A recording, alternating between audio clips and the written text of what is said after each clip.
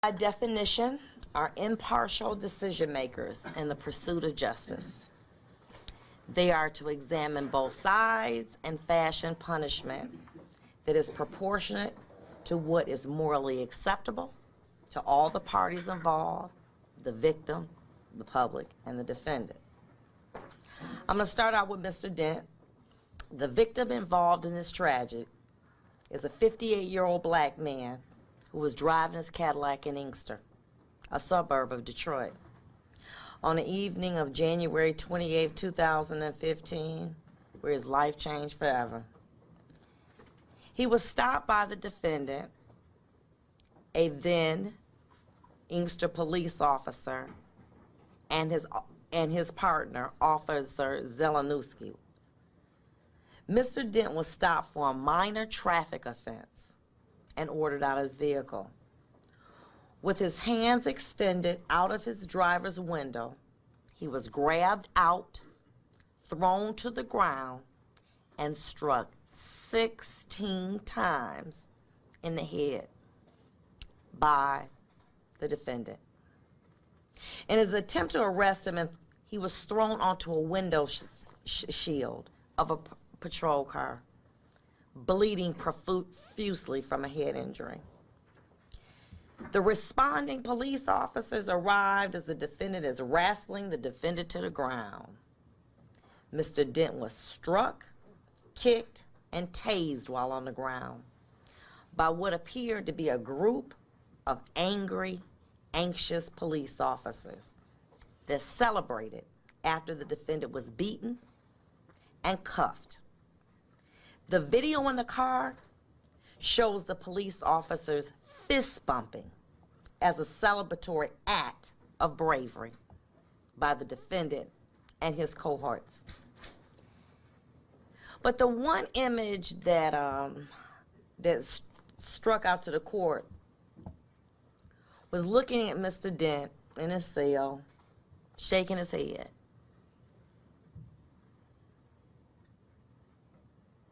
In disbelief of what had occurred to him. If his conduct was indicative of what he was thinking, I would have thought this: what crime did I commit? Being a black man in a Cadillac, stopped for a minor traffic offense by a group of racist police officers looking to do a nigger.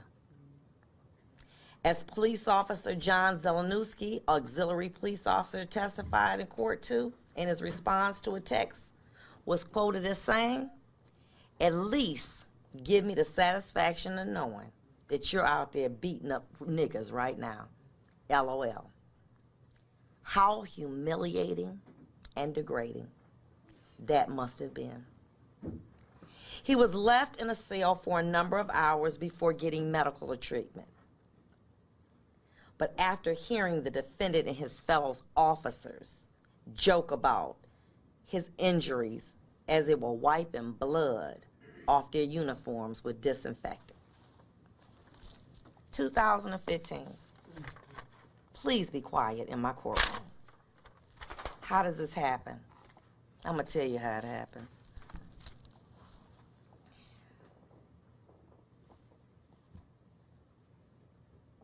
Some years ago, 19 to be, well, 25 to be exact, I remember coming into this building with such enthusiasm, so excited.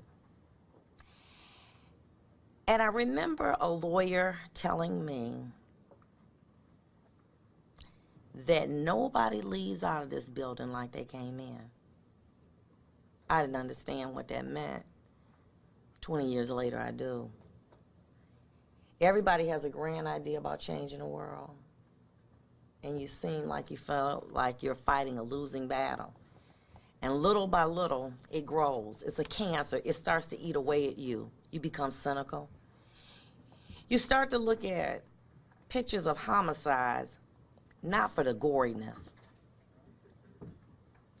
but as evidentiary value to see was the shooter left-handed or right-handed. It eats away at you. You go to social events, you tell people what you do for a living, and after they say, "What kind of cases do you hear?" And as a judge, prosecution, defense, does criminal defense, a police officer, after a while they say, we don't want to know anymore. That's the job in the criminal justice system. It's compounded with that being a police officer. There's a culture among police officers. And that culture is a norm of understanding all police officers within a department adhere to. Particular norms, values, attitudes, beliefs, and behaviors. They come in three forms. The blue wall of silence, protecting police officers at all costs because supervisors and citizens are distrustful, evil, and untrustworthy. Us versus them, the good police versus the others. Citizens and offenders, they're all grouped together. They're one and the same. Cover-up mentality, which discourages officers from trusting supervisors and citizens because the police officers believe that the public didn't understand them. They don't understand true police work. And they are forced to face criticism from others about their job, from the media, from their families and friends. These pressures and expectations force officers who have a pure desire to purely serve the community as an occupation to conform to this group mentally or face being ostracized and labeled as an outcast among that group. These methods of indoctrination are passed along to new police recruits in the academy by stressing the importance of obedience to authority through a structure of shame and honor. It teaches them to conform and obey to the prevailing standards of the police culture. Field training, the recruit gets a reality check of what it's like to be out in the city. They then begin to shy away from what they've learned in the academy, and automatically they become a prototype of really who trains them. It's horrible, and it's worse than when cities that lack resources to properly train its new and existing officers with methods to combat this culture and adopt new ways to handle the stress of the job. One of the things the prosecutor says is that we want to deter others, police officers, from behavior like this. Being a police officer in a major city with very little funding is damned if you do and damned if you don't. 6 months police academy for most cities, long hours, horrible pay. I was out at a mall yesterday. I asked a woman a question. I said, you don't have to answer. How much do you get paid an hour? She said, $15 with benefits. Well, guess what? That's more than what Inkster gets. They don't get benefits. The equipment, the police cars are old. We went out to the scene. Early in the morning, there were people who were using drugs. They just kind of came out. And the only thing I could imagine was the only thing that is separating these people from drug selling are the police officers that appeared in my court. Many of the cars, the tires are almost bald. No support services for stress. No mandatory counseling for police officer. We rather put technology, money in technology by buying bait cars and surveillance cameras. But that doesn't reduce crime. It doesn't deter it. Properly trained police officers do. According to Law Enforcement Today, a publication, police officers have the highest rate of alcoholism, divorce, drug abuse, suicide. Their life expectancy is 10 years less than the average American. Police are human beings too. They feel despair and they have ups and downs. Their job is made worse because they see on a daily basis, more than any other occupation, the worst behavior that people can inflict on one another. They go to work every day with the knowledge that some of the people that they are sworn to protect and serve want to kill them.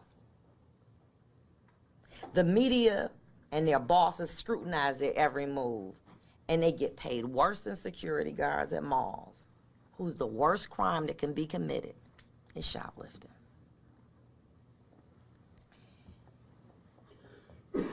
Many times people say, well, you know, if you can't handle the stress of the job, then you need to take these officers off the street.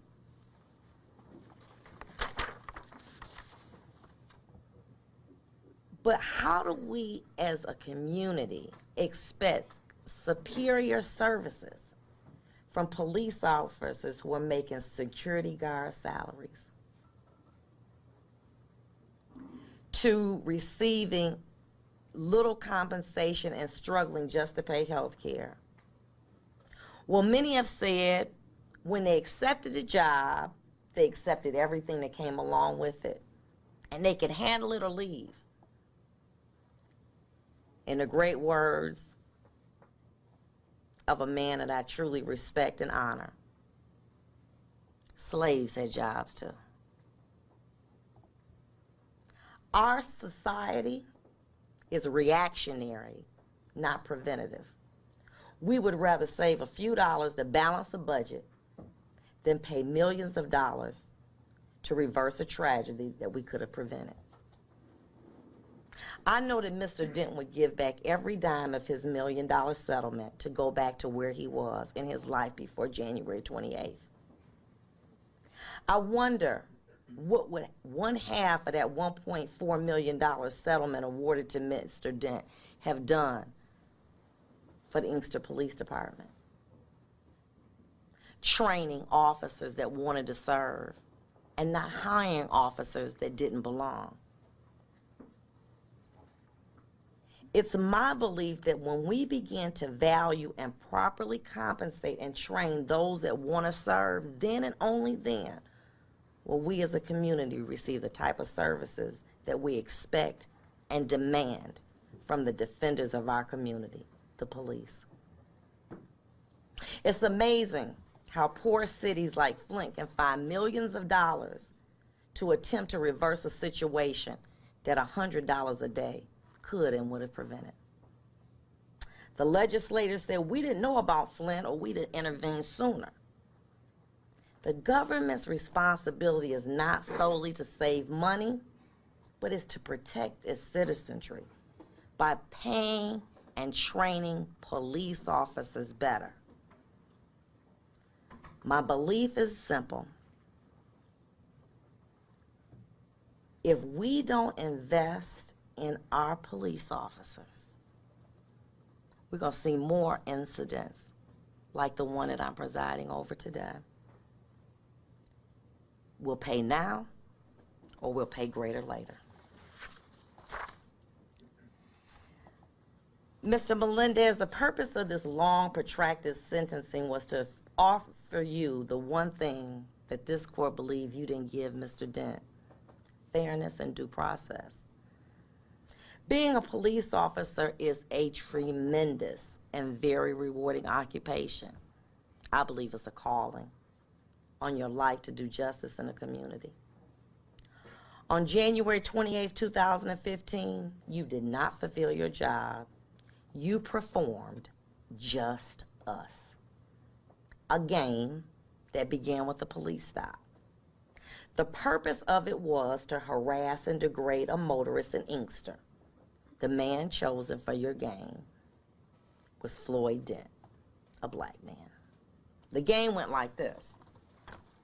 Let's follow a car in a known drug area, and based on your years of training experience, you knew that the motorist would likely be a black person, no license, armed with a gun or drugs in a vehicle. Upon stopping Mr. Dent, you knew, and upon stopping Mr. Dent, who was dead wrong for driving with no license or license suspended, running stop signs, and weaving in and out of the back street, which the court saw on the video. You and your sidekick, auxiliary police officer Zelenowski, caught your prey. Upon being stopped, Mr. Dent put his hands out of the driver's window in plain view. Your partner and you pulled him out.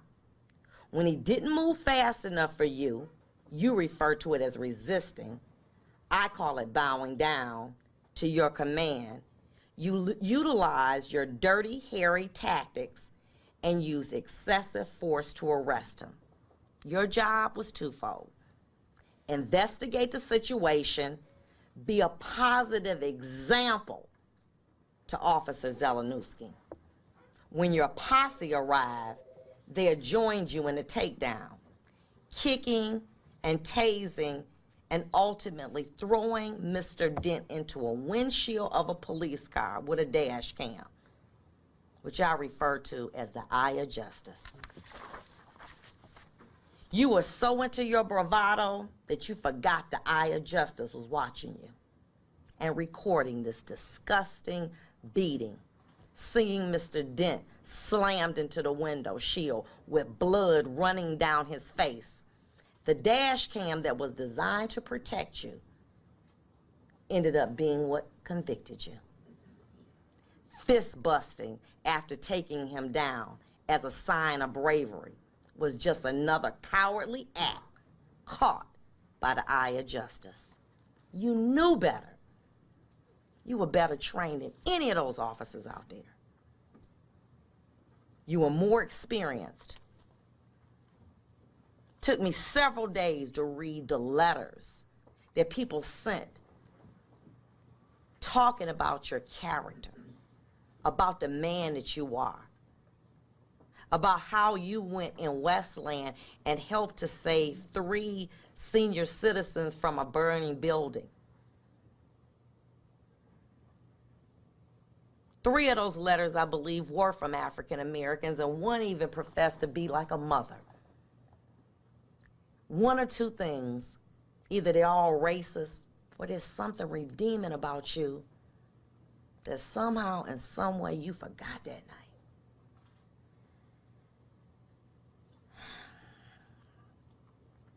The way you denigrated that man was awful.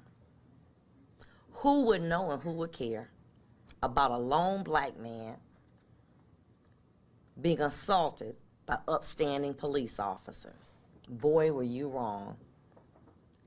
They say that what you do in the dark will eventually come to light. And yes, it did. It became a worldwide example of what the police is not about, and that's brutality. At the station, the other eye of justice captured you and your posse making fun of Mr. Dent, mimicking him struggling while you all wiped the blood off your uniforms with disinfectant while he watched. Such an awesome, caring, properly trained police officer. You led your fellow officers down a path of cowardly behavior. But today you will pay for it. You will pay for 2 things: not being an example of greatness, which I know that you are from all the letters of support, awards, and commendation that you have shared with this court, and resorting to cowardly acts of barbaric behavior that led you to be convicted of these crimes. There's an old saying, it ain't no fun when a rabbit's got the gun. It's equally applicable when he has the video. The eye of justice in this case. You betrayed your city. You caused your lovely wife heartache. And you caused Mr. Dent severe anguish. And finally, in the words of Vicki Yost, your commander, accountability is required to ensure continued community trust and healing. Today, I can only punish your conduct, but only you and God can change your character. I've had an opportunity to listen to both sides. And I had to say this because I didn't say this during the trial. But it was my privilege to be able to oversee this trial because I had great lawyers. And great lawyers make jobs real easy. At this time, I am going to commit you to the Michigan Department of Corrections. However, after weighing